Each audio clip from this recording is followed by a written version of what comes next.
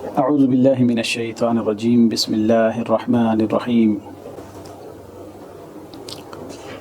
فلما فصل طالوت بالجنود قال ان اللہ مبتلیکم بنہر فمن شرب منه فلیس منی ومن لم يطعمه فإنه منی الا من اغترف غرفة بیدہ فشربوا منه الا قلیلا منهم فلما جاوزه هو والذین آمنوا معه قالوا لا طاقة لنا اليوم بجالوت وجنوده قال الذين يظنون أنهم ملاقوا الله كم من فئة قليلة غلبت فئة كثيرة بإذن الله والله مع الصابرين صدق الله العظيم. اللهم صل على سيدنا ومولانا محمد وعلى آل سيدنا ومولانا محمد وبارك وسلم وصل عليه. سامعین محترم، سورۃ البقرہ کا دوسرے پارے کا آخری رکوع جاری ہے. مضامین کے اعتبار سے چوتھا باب سورۃ البقرہ کا اس کے مضامین پر گفتگو ہو رہی تھی، اور یہ چوتھا باب جہاد فی سبیل اللہ اور اس کے احکام اور اس کی مثالوں سے متعلقہ ہے، اس کی ترغیب سے متعلق ہے، اور سابقہ قوموں کے واقعات میں سے ایک بڑا اہم واقعہ جہاد کی ترغیب کے حوالے سے، بدنی جہاد کی ترغیب کے حوالے سے گزشتہ درس سے اس کا سلسلہ جاری تھا. اور وہ اللہ رب العزت نے واقعہ پچھلی قوموں میں سے ایک قوم کا طالوت اور جالوت کا واقعہ اس لیے بیان فرمایا کہ لوگوں کے سامنے اور مدینہ کے اندر آئے ہوئے مسلمانوں کے لیے سابقہ قوموں کے اندر سے ایک ایگزامپل اور ایک مثال پیش کر دی جائے کہ فوجوں کی تعداد کا زیادہ ہونا فتح یا شکست کی علامت کے طور پہ استعمال نہیں ہو سکتا، بلکہ فوجوں کی تعداد جتنی بھی ہو ان کے اندر ایمان اور جذبہ ہونا چاہیے، اور اللہ کے دین کی سربلندی کے لیے لڑیں گے، اصلاح کی نیت سے لڑیں گے تو اللہ تعالیٰ ان کو بڑی فوجوں پر بھی فتح عطا فرما دیتا ہے.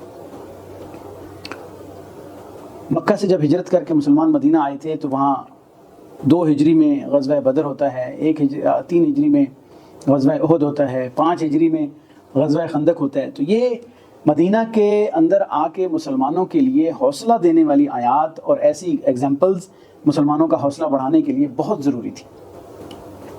اللہ رب العزت نے مسلمانوں کے لیے یہ واقعہ بیان فرمایا اور یہ ارشاد فرمایا کہ اس سے سبق حاصل کرو، اس سے جو مثال لے لو اور اس کی وجہ سے اپنے اندر حوصلہ پیدا کرو. واقعہ کیا تھا کہ بنی اسرائیل کو اللہ رب العزت نے موسیٰ علیہ السلام کے بعد، یوشع بن نون علیہ السلام کے بعد جو انہیں بیت المقدس اور وہ علاقہ دے دیا تھا، ان کے پاس آ گیا تھا، تو ان سے قوم عمالقہ نے لڑ کے کچھ علاقے واپس لے لیے تھے اور ان پہ ظلم و ستم کرتے تھے. تو انہوں نے اپنے وقت کے نبی حضرت شموئیل علیہ السلام سے یہ مطالبہ کیا کہ ہمارے لیے کوئی امیر، کوئی بادشاہ مقرر کیا جائے جس کی سربراہی میں ہم جہاد کریں اور لڑیں. تو اللہ رب العزت نے ان کے لیے طالوت کو بادشاہ بنا کر بھیجا، اور اس کی علامات کیا تھیں کہ اس کے پاس تابوت سکینہ بھی آ گیا، اور پھر اس نے ان کی قیادت سنبھالی. یہ واقعہ اس کا ابتدائی حصہ جو ہے وہ پچھلے درس میں گزر چکا ہے. آج اس کی آگے تفصیل ہے کہ طالوت کی سربراہی میں جو مجاہدین نکلے، جو لڑنے والے نکلے، وہ آگے نکلے تو کیا واقعات پیش آئے اور انہوں نے کس انداز سے فتح حاصل کی اور کیا اس کی تفصیل ہے. ارشاد فرمایا فلما فصل طالوت بالجنود، طالوت جب اپنے لشکر کے ساتھ نکلا، اور اس لشکر کی تعداد بعض تفاسیر نے 90,000 80,000 لکھی ہے، اتنے لوگوں کو اپنے ساتھ لے کر نکلے. قال، اب وقت کے نبی شموئیل علیہ السلام بھی ساتھ ہیں، طالوت بادشاہ بھی ساتھ ہے. اللہ تعالیٰ نے جو سب لوگ نکلنے والے تھے، جو ساتھ چلنے والے تھے، ان کی آزمائش اور ان کی جو مستقل مزاجی ہے اس کو چیک کرنے کے لیے وقت کے نبی پر وحی کے ذریعے اس بادشاہ کو یہ طریقہ بتایا کہ ان کی آزمائش کیسے کی جا سکے گی. کیونکہ بہت سارے لوگ نکل آئے ہیں اور بعض اوقات ایسے ہوتا ہے کہ ایک جمع غفیر نکل جاتا ہے، اس میں پکے لوگ کم ہوتے ہیں، جنگ کے دوران جب کوئی معاملہ ہو جاتا ہے، مستقل مزاجی نہیں ہوتی تو سراسیمگی پھیل جاتی ہے، افراتفری پھیلتی ہے. تو ایسے لوگوں کی وجہ سے جو مستقل مزاج لوگ ہوتے ہیں، جو پختہ لوگ ہوتے ہیں، وہ بھی پریشان ہوتے ہیں. تو جنگ میں جانے سے پہلے انہیں چھانٹی کرنے کے لیے، ان کا امتحان لینے کے لیے طالوت نے کہا کہ فَإِنَّ اللَّهَ مُبْتَلِيكُمْ بِنَهْرٍ، اللہ تعالیٰ تمہیں ایک نہر کے ذریعے آزمائے گا. رستے میں ایک نہر آئے گی، اس کے ذریعے تمہیں اللہ تعالیٰ آزمانے والا ہے، آزمائش میں ڈالے گا، تمہارا امتحان لے گا. چونکہ ایک منزل پر پانی نہیں ملا تو بہت زیادہ پیاسے ہو گئی ہے.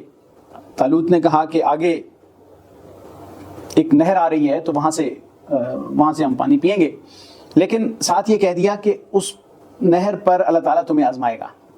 آزمائش پر اگر پورا اترے تو پھر تمہیں ہمارے ساتھ جانے کی اجازت ہوگی. تو آزمائش یہ ہوگی کہ فمن شرب منہ فلیس منی، جو اس میں سے پانی پی لے گا اس پیاس کی وجہ سے تو وہ ہم میں سے نہیں ہوگا، یعنی وہ ہمارے ساتھ جہاد پہ جانے والے ہم ان کو شامل نہیں کریں گے، وہ ہماری فوج کا حصہ نہیں ہوگا.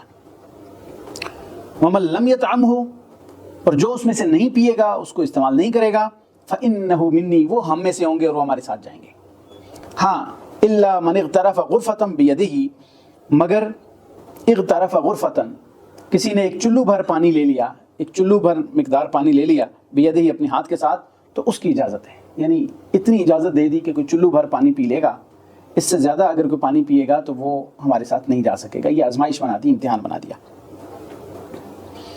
اب اللہ تعالیٰ انسان کو آزمانے کے لیے کوئی واقعہ اس لیے مقرر کرتا ہے تاکہ یہاں پہ اگر اس کی ہمت اور آزمائش پہ وہ پورا اترتا ہے تو آگے بھی جا سکتا ہے.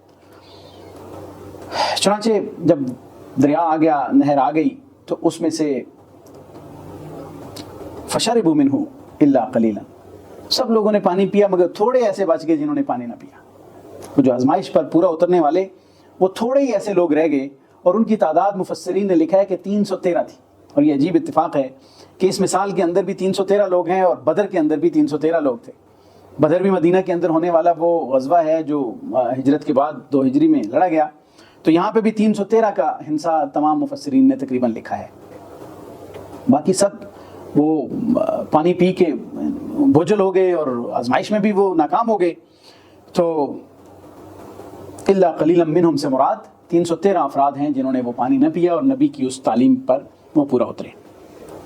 فلما جاوزہ هو والذین آمنوا معہ، اب یہ ہوا کہ وہ لوگ وہاں پہ رہ گئے.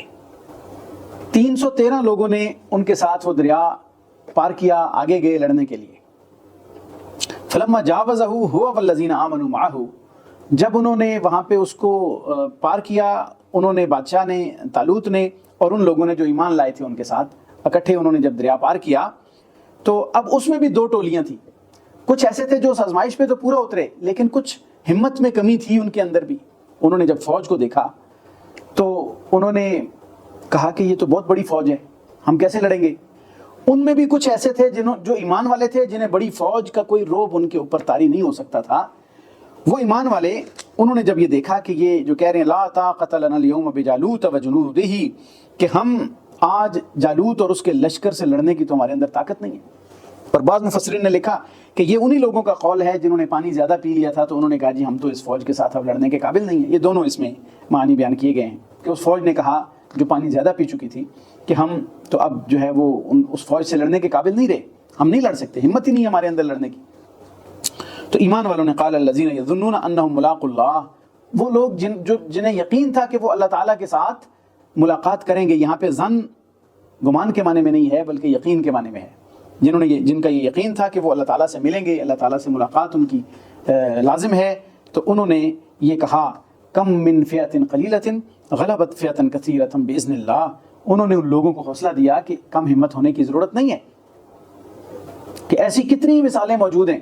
کم من فئۃ قلیلۃ، کتنے ہی ایسے مختصر گروہ اور تھوڑے لوگوں پر مشتمل گروہ تھے، غلبت فئۃ کثیرۃ، جو بڑے بڑے گروہوں پر غالب آئے ہیں، باذن اللہ، اللہ کے حکم کے ساتھ. جب اللہ کی مدد شامل حال ہے، اللہ تعالیٰ کا حکم موجود ہے، فتح اور نصرت کا وعدہ موجود ہے، تو کتنے ہی ایسے گروہ ہیں جو چھوٹے تھے لیکن بڑے بڑے گروہوں پر غالب آئے ہیں. اس لیے گھبرانے کی ضرورت نہیں ہے، ڈرنے کی ضرورت نہیں ہے، کم ہمت ہونے کی، کم حوصلہ ہونے کی ضرورت نہیں ہے. ایمان والوں نے دوسرے ایمان والوں کے حوصلے بڑھائے اور ہمت بڑھائی، اس کے بعد وہ لڑائی کے لیے تیار ہوئے. واللہ مع الصابرین، ہاں انہوں نے کہا جی کہ یہ اللہ تعالیٰ کے حکم سے غالب تو آئے ہیں لوگ، لیکن اللہ تعالیٰ اللہ تعالیٰ کی معیت اور نصرت کس کو ملتی ہے؟ واللہ مع الصابرین، اللہ تعالیٰ صبر کرنے والوں کے ساتھ ہے۔ جو لوگ صبر کے ساتھ ڈٹ جاتے ہیں، صبر کے ساتھ وہ اس جہاد کو کرتے ہیں، اللہ تعالیٰ ان کے ساتھ ہے۔ خیر، اس ترغیب کی وجہ سے وہ جو 313 ہیں کم از کم وہ تو مکمل طور پہ لڑنے کے لیے تیار ہو گئے اور انہیں اللہ تعالیٰ کی مدد اور نصرت کا یقین ہو گیا۔ وَلَمَّا بَرَزُوا لِجَالُوتَ وَجُنُودِهِ، اب جب وہ 313 افراد جالوت اور اس کے لشکر کے سامنے آئے تو دیکھا بہت بڑا لشکر ہے، لیکن ایمان کی قوت ساتھ تھی، اللہ کی مدد مانگی۔ مومن بندے کا یہ ضابطہ ہوتا ہے، یہ طریقہ ہوتا ہے کہ جب بھی کسی مشکل امر میں اس کا سامنا کسی مشکلات سے ہوتا ہے تو وہ اللہ تعالیٰ سے مدد مانگتا ہے۔ رسول اللہ صلی اللہ علیہ وسلم کا اپنا یہ اسوہ حسنہ تھا۔ بدر کے میدان میں جب آپ صلی اللہ علیہ وسلم نے دیکھا کہ 313 مجاہد ہیں اور آگے کفار کا لشکر ہے، 1000 کا لشکر ہے، تو اسوہ حسنہ انسانیت کے لیے، امت کے لیے پیش فرمایا۔ آپ سجدہ ریز ہو گئے، اللہ تعالیٰ سے مدد مانگنے لگے۔ اللہ نے آپ صلی اللہ علیہ وسلم کے اس مدد مانگنے والے منظر کو قرآن میں پیش فرمایا ہے کہ اے میرے پیغمبر صلی اللہ علیہ وسلم، یاد فرمائیے اس وقت کو اذ تستغیثون ربکم، جب آپ اپنے رب سے مدد مانگ رہے تھے، فاستجاب لکم، اللہ تعالیٰ نے تمہاری دعا قبول کی اور تمہاری مدد فرمائی، بألف من الملائکۃ مسومین، 1000 فرشتوں کے ذریعے، نشان زدہ فرشتوں کے ذریعے تمہاری مدد فرمائی۔ تو اللہ رب العزت جب کوئی مدد مانگتا ہے، اللہ سے دعا مانگتا ہے، تو اللہ تعالیٰ اس کی مدد کو پہنچتا ہے۔ صرف ہمیں وہ لیول پیدا کرنا پڑتا ہے، جو جذبہ، جو ایمان ہے۔ اقبال نے اسی کو بڑے پیارے انداز سے کہا ہے نا کہ فضائے بدر پیدا کر، فرشتے تیری نصرت کو اتر سکتے ہیں گردوں سے، قطار اندر قطار اب بھی آ سکتے ہیں، کوئی مشکل کی بات نہیں ہے، وہ ماحول تو پیدا کرو۔ یہاں پہ جو جالوت کے سامنے جب طالوت کا لشکر پیش ہوا اور سامنے آمنا سامنا ہوا، دیکھا اس کا 90,000 کا لشکر ہے اور یہ 313 ہیں، اور بعض روایات میں تو اس کا 2-3 لاکھ کا لشکر لکھا ہوا ہے اور یہ 313 ہیں۔ تو انہوں نے قالو، ان سب نے دعا کی، ربنا افرغ علینا صبرا، اے اللہ ہم پہ صبر انڈیل دے، ہم پہ صبر جو ہے نا وہ انڈیل دے، ہمیں صبر عطا فرما، وثبت اقدامنا، اور ہمارے قدم مضبوط رکھ، ہمیں ثابت قدم رکھ، وانصرنا علی القوم الکافرین، اور کافروں کی قوم پر ہماری مدد فرما۔ یعنی دعا مانگی انہوں نے، 3 چیزیں، صبر مانگا، ثابت قدمی مانگی، اور اللہ تعالیٰ کی نصرت مانگی۔ یہ 3 چیزیں جب بھی کسی مشکل وقت میں، مشکل میں بندہ گرتا ہے تو وہ ان 3 چیزوں کو اللہ تعالیٰ سے ضرور مانگے، یا اللہ مجھے صبر عطا فرما، ثابت قدمی عطا فرما، اور اپنے طرف سے میری نصرت اور مدد فرما، تو کامیابی اللہ تعالیٰ اس کو عطا کرتا ہے۔ تو اب فہزموہم باذن اللہ، اللہ تعالیٰ کے حکم سے انہوں نے ان کے ساتھ قتال کیا، ان کے ساتھ جہاد کیا۔ وقتل داؤد جالوت، داؤد نے جالوت کو قتل کیا۔ اب یہ داؤد وہی ہیں جن کو بعد میں داؤد علیہ السلام قرار دیا گیا اور نبوت عطا ملی، آگے ذکر بھی ہوتا ہے۔ یہ ان کے بھائی 6 بھائی تھے اور یہ 7ویں بھائی تھے۔ یہ عمر میں چھوٹے تھے، قد بھی چھوٹا تھا، عمر بھی چھوٹی تھی، اور ان کے 6 بھائی بڑے کڑیل جوان تھے اور ان کے والد ان کو جہاد میں ساتھ لے کر گئے ہوئے تھے۔ شمویل علیہ السلام نے اور طالوت نے ان سے پوچھا کہ اپنے بیٹوں کو لاؤ جہاد کے لیے سامنے۔ ادھر سے جالوت نکلا۔ جالوت اپنے آپ کو کئی 100 بندوں پہ بھاری سمجھتا تھا، پورا جسم اس کا جو ہے نا وہ لوہے کی زرہ اور اس لباس میں گھرا ہوا تھا، اس کی صرف پیشانی کا حصہ جو ہے نا وہ خالی تھا۔ داؤد علیہ السلام صرف لڑائی دیکھنے کے لیے ساتھ ہو لیے تھے، بکریاں چراتے تھے، یہ ان کو وہ ساتھ لے جانے کے لیے تیار نہیں تھے۔ مفسرین نے اس واقعہ میں یہ لکھا ہے۔ تو وہ جب جا رہے تھے تو رستے میں انہوں نے 3 پتھر اٹھائے، 3 پتھر اٹھا لیے، انہیں مناسب لگے۔ بعض تفاسیر میں تو لکھا ہے کہ پتھر بولے کہ ہمیں اٹھا لو، ہم جالوت کو قتل کریں گے، یا اگر یہ چیز کسی اسرائیلی روایات کا حصہ ہو یا جیسے بھی ہو، 3 پتھر انہوں نے اٹھا لیے۔ جب جالوت آیا اس نے کہا جی میں تمہارے پورے لشکر کے لیے اکیلا ہی کافی ہوں، میرا لشکر پیچھے کھڑا رہے گا، میں تمہارے ساتھ لڑوں گا۔ لے کے مبارزت ہوتی ہے، مبارزت کہتے ہیں کہ 1 by 1 لڑائی کی دعوت دی جاتی ہے۔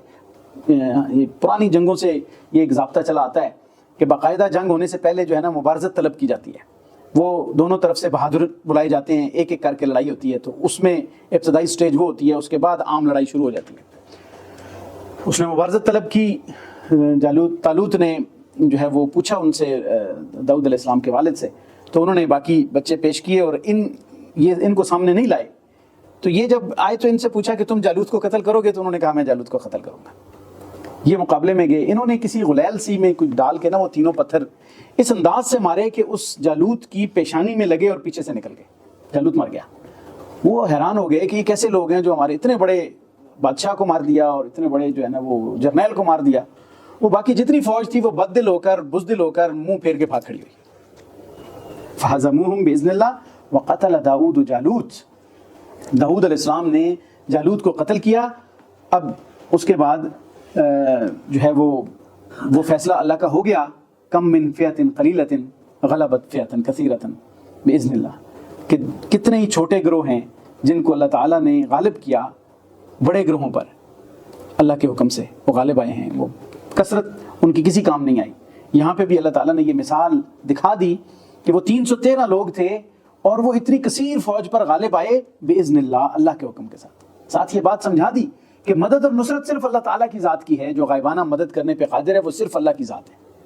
وَمَن نَّصْرُ إِلَّا مِنْ عِنْدِ اللَّهِ، مدد صرف اللہ کی طرف سے ہوتی ہے. یہی تو مطلب ہے جو سمجھایا جاتا ہے کہ یہ مدد مانگنا یہ عبادت ہے اور اللہ تعالیٰ سے ہی مدد مانگی جا سکتی ہے، اس لیے کہ عبادت صرف اللہ کی جا سکتی ہے. اور جتنی بھی مدد اور نصرت ہے وہ اللہ کرتا ہے غائبانہ. ظاہری اسباب کے اندر ایک دوسرے کی مدد کرنا یہ اس زمرے میں ہی نہیں آتا جو الہ کی صفات کے حوالے سے ہے. یہ تو تعاون کی شکلیں ہیں. ایک دوسرے کو کہا گیا، چاہے کوئی دوست احباب ہیں، چاہے کوئی رشتہ دار ہیں، چاہے کوئی بزرگ ہے، کوئی بچہ ہے، ایک دوسرے کے ساتھ تعاون کرتا ہے، ایک دوسرے کی سپورٹ کرتا ہے. تو یہ تو غیبی مدد یا غائبانہ مدد جس کو کہتے ہیں یہ اس کا حصہ نہیں ہے. غائبانہ مدد وہ ہے جو بغیر اسباب کے کسی کی طرف سے کسی کو منتقل ہو اور وہ صرف اللہ کی ذات دے سکتی ہے. ظاہری مدد، ظاہری سہارا ایک دوسرے کا، یہ تو تعاون کی شکلیں ہیں. تو حکم ہے ایک دوسرے کے ساتھ تعاون کرو. تعاونوا علی البر والتقوی ولا تعاونوا علی الاثم والعدوان. نیکی اور تقوی کے معاملے میں ایک دوسرے کے ساتھ تعاون کرو اور برائی اور سرکشی کے معاملے میں ایک دوسرے کے ساتھ تعاون نہ کرو. اس طرح کا تعاون تو نبیوں نے اپنی امت سے بھی مانگا ہے. حضرت عیسیٰ علیہ السلام نے فرمایا تھا من انصاری اللہ، میرا اللہ کے دین کے معاملے میں کون مددگار ہے؟ تو کیا رسول اللہ اپنی امت سے مدد مانگ رہے ہیں؟ قال الحواریون نحن انصار اللہ. حواریوں نے کہا کہ ہم اللہ کے دین کے مددگار ہیں، ہم معاون ہیں.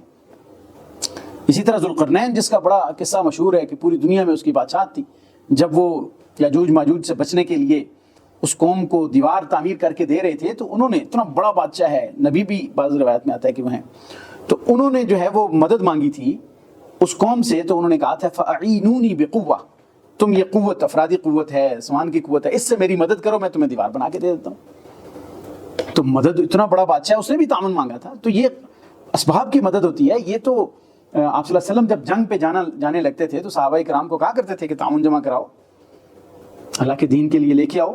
صحابہ کرام اپنا سب کچھ پیش کرتے تھے. تو یہ چیز اللہ تعالیٰ کی جو الوہیت والی مدد ہے یہ وہ چیز نہیں ہے. یہ ڈفرنس سمجھنا چاہیے. جھگڑے میں نہیں پڑھنا ہوتا، ڈفرنس سمجھنا ہوتا ہے دین کے اندر کہ یہ ڈفرنس کس چیز کا ہے.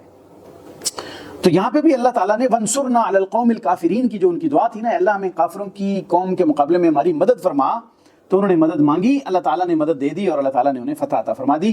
داؤد علیہ السلام کے حصے میں آیا جالوت کا قتل اور داؤد علیہ السلام نے انہیں قتل کیا. چھوٹی عمر تھی، ینگ مین تھے، ٹین ایجر تھے. تو پھر جو طالوت بادشاہ تھا اس نے اپنی بیٹی کا نکاح حضرت داؤد علیہ السلام سے کر دیا. داؤد علیہ السلام کے گھر اس کی بیٹی آ گئی. اور پھر جب طالوت کا انتقال ہوا تو اللہ تعالیٰ نے وَآتَاهُ اللَّهُ الْمُلْكَ، بادشاہت بھی داؤد علیہ السلام کو مل گئی. اللہ تعالیٰ نے انہیں بادشاہت عطا فرمائی، والحکمہ، اور حکمت عطا فرمائی یعنی نبوت عطا فرمائی. وعلمہ مما یشاء، اور اس کے علاوہ اور بہت ساری چیزیں سکھائیں. بادشاہت کے گر سکھائے، امور سکھائے، بغیر اوزاروں کے زرہیں بنانے کا طریقہ سکھا دیا، جانوروں کی بولیاں سکھا دی. بہت سارا کچھ اللہ تعالیٰ نے داؤد علیہ السلام کو سکھا دیا جو کہ نبوت، حکمت اور بادشاہت کے ساتھ ساتھ وہ چیزیں بھی تھیں. اللہ تعالیٰ نے داؤد علیہ السلام کو پھر چمکایا. ان کے بیٹے آگے سلیمان علیہ السلام آئے تو انہیں بھی نبوت اور بادشاہت عطا فرمائی. تو اللہ تعالیٰ نے یہ ان لوگوں کو ایک بہترین انداز سے حکومت عطا فرمائی، اور وہ حکومت جس میں جانوروں پر بھی حکومت ہے، جنات پر بھی ہے اور انسانوں پر بھی ہے. بہترین حکومت اللہ تعالیٰ نے عطا فرمائی، بڑی خصوصیات والی حکومت عطا فرمائی. تو داؤد علیہ السلام یہ جالوت کے ساتھ یعنی جب جنگ ہوئی ہے تو اس کے بعد ان کا کردار سامنے آتا ہے کہ ایک تو ان کو اللہ تعالیٰ نے وہاں پہ اس موقع پر فتح عطا فرمائی ان کے ذریعے جنگ میں، پھر اللہ تعالیٰ نے بعد میں ان کو نبوت عطا فرمائی، حکمت عطا فرمائی، اور اس کے علاوہ بادشاہت بھی عطا فرمائی۔ اب فرمایا کہ دو بڑی اہم باتیں ان آیات کے آخر میں اللہ رب العزت نے سبق کے طور پہ اور حاصل کے طور پہ ذکر فرمائی کہ یہ جو جہاد کرنا ہے یہ کوئی فتنہ اور فساد نہیں ہے، اس جہاد کی حکمت کیا ہے، اس کی ریزن کیا ہے، اور اس جہاد کے مقاصد کیا ہوتے ہیں، اللہ نے وہ بیان فرمائے۔ اور فرمایا کہ دنیا میں وَلَوْلَا دَفْعُ اللَّهِ النَّاسَ، اگر اللہ تعالیٰ کچھ لوگوں کو دفع نہ کر دے، دور نہ کر دے، بعضهم ببعض، بعض لوگوں کو جو فسادی لوگ ہیں، جو فتنہ پھیلانے والے لوگ ہیں، ببعض، بعض ان لوگوں کے ذریعے جو اصلاح پسند ہیں، جو اصلاح پیدا کرنے والے ہیں، معاشرے کی اصلاح کرنے والے ہیں، ان کے ذریعے اللہ تعالیٰ اگر انہیں دور نہ کر دے، انہیں غائب نہ کر دے، ختم نہ کروا دے، دفع نہ کروا دے، دفع کا لفظ آنے، دفع نہ کروا دے اللہ تعالیٰ، تو لفسدت الارض، زمین میں جو ہے وہ فساد پھیل جائے، وہ زمین میں فساد پھیلا دیں وہ لوگ۔ ولیکن اللہ، لیکن اللہ تعالیٰ ذو فضل علی العالمین، صاحب فضل ہیں تمام جہانوں پر، اللہ اپنا رحم کرتا ہے کہ بعض لوگوں کو ختم کروانے کے لیے اللہ تعالیٰ بعض لوگوں کو ان کے لیے بھیج دیتا ہے۔ وہ جو بعض لوگ آتے ہیں اگر قلت میں بھی ہوں تو وہ جو بعض لوگ جو فساد مچانے والے ہوتے ہیں، فساد فی الارض کے مرتکب ہو رہے ہوتے ہیں، لوگوں کا جینا حرام کر رکھا ہوتا ہے، انہوں نے زندگی تنگ کر رکھی ہوتی ہے، وہ جتنے بھی، وہ اگر کثرت کے ساتھ بھی ہوں، ان کے پاس اسباب اور وسائل کی بہتات بھی ہو، تو اللہ رب العزت ان قلیل لوگوں کے ذریعے ان کثیر لوگوں کو ہلاک کر دیتا ہے۔ یہ اللہ کا وعدہ ہے، کم من فئۃ قلیلۃ غلبت فئۃ کثیرۃ باذن اللہ، اللہ کے حکم سے کتنے ہی چھوٹے گروہ ہوتے ہیں جن کے ذریعے بڑے گروہوں کو تباہ کر دیا جاتا ہے۔ یہاں پہ بھی اللہ رب العزت نے وہ مثال پیش فرمائی، یہ نمونہ پیش فرمایا، مسلمانوں کو حوصلہ دیا لڑنے کے لیے کہ تم بھی تیار رہو، تمہیں جہاد میں اگر بڑی لشکر سے بھی سامنا ہو تو ہمت سے کام لو، دیکھو ماضی کی کتنی واقعات موجود ہیں۔ تو یہ اصول ذکر فرمایا جہاد کا کہ جہاد اس لیے لازم ہے کہ اصلاح پسند فسادیوں کا خاتمہ کریں اور اس کو مٹا کے زندگی میں سکھ لے کے آئیں، اور اصلاح جو ہے وہ دنیا کے اندر قائم ہو، ظلم ختم ہو، استحصال ختم ہو، جبر ختم ہو، ناانصافی ختم ہو، اور انصاف کا بول بالا ہو، اور انصاف جو ہے وہ دنیا کے اندر نافذ ہو جائے۔ تو یہ اللہ رب العزت نے اس قانون کو اپنا فضل قرار دیا کہ اگر اللہ تعالیٰ کچھ لوگوں کے ذریعے دوسروں کو زائل نہ کر دے، دفع نہ کر دے، تو فساد پھیل جائے، لیکن اللہ تعالیٰ صاحب فضل ہے جہانوں پر کہ اللہ تعالیٰ نے یہ قانون دیا ہوا ہے، اور اللہ تعالیٰ اس قانون کو جو ہے وہ نافذ کرتا ہے۔ اس کے بعد جو اصل میں قرآن مجید کا مقصد ہدایت دینا ہے اور رسول اللہ صلی اللہ علیہ وسلم کی رسالت کو منوانا ہے، تو کئی واقعات جب ذکر ہوتے ہیں تو اللہ تعالیٰ ساتھ ساتھ نبی پاک صلی اللہ علیہ وسلم کی رسالت کا اثبات اور رسالت کی جو ہے نا وہ اس کی تفصیل اور رسالت کی تصدیق کے لیے کچھ آیات بھی اللہ تعالیٰ نازل کرتا رہتا ہے ساتھ ساتھ۔ تو اللہ تعالیٰ نے فرمایا تلک آیات اللہ، یہ اللہ تعالیٰ کی آیات ہیں، نتلوہا علیک بالحق، جن کو ہم آپ پر حق کے ساتھ تلاوت کرتے ہیں، یعنی آپ پر نازل کی جاتی ہیں، آپ ان کو آگے لوگوں تک سناتے ہیں۔ لوگوں کو تو ان کا کوئی پتہ نہیں تھا نا ان واقعات کا، یہ وہ آیات ہیں جن کو ہم آپ پر تلاوت کرتے ہیں، آپ پر نازل کرتے ہیں، لوگوں کو تو ان کا کوئی پتہ نہیں تھا۔ یہ جو اتنے واقعات ہیں آپ نے کسی سے سیکھے تو نہیں ہے نا، اللہ نے فرمایا ہم آپ پر تلاوت کرتے ہیں، حق کے ساتھ آپ پر وہی نازل ہوتی ہے، آپ کو ان واقعات کا پتہ چلتا ہے جن کو یہاں کے لوگ بعض نہیں جانتے اور کتابوں میں موجود ہیں وہ کسے۔ تو اگر عیسائی آپ کے ان چیزوں کا انکار بھی کرے نا تو پرواہ کرنے کی ضرورت نہیں ہے۔ وَإِنَّكَ لَمِنَ الْمُرْسَلِينَ، بے شک ہے نبی صلی اللہ علیہ وسلم آپ رسولوں میں سے ہیں، آپ عظیم الشان رسولوں میں سے ہیں۔ آپ کی رسالت کی یہ گواہی ہے کہ آپ وہ واقعات ذکر کر رہے ہیں جو ادھر عام لوگوں کو پتہ نہیں، ان کی کتابوں میں موجود ہے، اور وہ لوگ اہل کتاب ان کو جانتے ہیں ان واقعات کو، آپ نے تو کسی سے نہیں سیکھے۔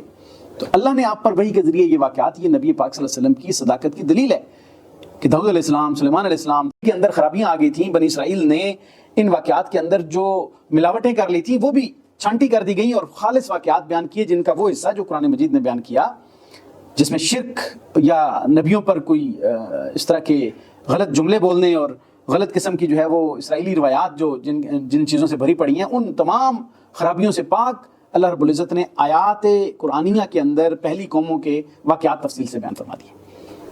تو یہ اللہ نے فرمایا یہ اے نبی صلی اللہ علیہ وسلم آپ کی نبوت کی صداقت کی دلیل ہے کہ اتنے اہم واقعات جن کو ان کے عالم سمجھتے ہیں، لیکن آپ کو اللہ رب العزت ان کی پوری تفصیل قرآن میں بیان فرماتا ہے. تو یہ تلک آیات اللہ، اللہ تعالیٰ کی نشانیاں ہیں. یہ نشانیاں ہیں کہ چھوٹا سا لشکر بڑے پر فاتح ہوا، یہ بھی اللہ کی نشانی ہے. اس سے پہلے ایک نشانی گزری ہے کہ گروہ نکلا باہر، مر گیا اور اس کو پھر دوبارہ اللہ نے زندہ کیا. موت سے ڈر کے، جہاد سے ڈر کے بھاگے تھے، تو یہ بھی اللہ کی نشانی ہے، اللہ نے دوبارہ ان سب مردہ لوگوں کو زندہ کر دیا. تو یہ سب آیات اور نشانیاں اللہ تعالیٰ آپ پر، اللہ فرماتے ہیں نتلوہا علیک، ہم ان کو آپ پر تلاوت کرتے ہیں بالحق کے، حق کے ساتھ. وَإِنَّكَ لَمِنَ الْمُرْسَلِينَ، اور بے شک ہے نبی صلی اللہ علیہ وسلم آپ رسولوں میں سے ہیں. آپ کو بھی ان واقعات کی خبر نہیں تھی، بذریعہ وحی آپ کو بتایا ہے.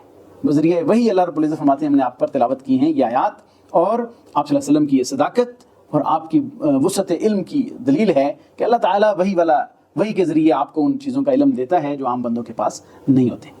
تو اللہ رب العزت نے نبی پاک صلی اللہ علیہ وسلم کی رسالت کو بھی یہاں پہ بیان فرمایا اور اس کی بھی تصدیق کرنے کا، گویا کہ یہ واقعہ اس کے لیے بھی اللہ رب العزت نے اس کو استعمال فرمایا اور اس کا بیان فرمایا. آگے رسولوں کے حوالے سے کچھ تفصیل ہے کہ رسولوں کے اندر فضیلت والے کچھ رسول ہیں اور اعظم پیغمبر ہیں، تو ان پہ انشاءاللہ العزیز بعد میں بات ہوگی.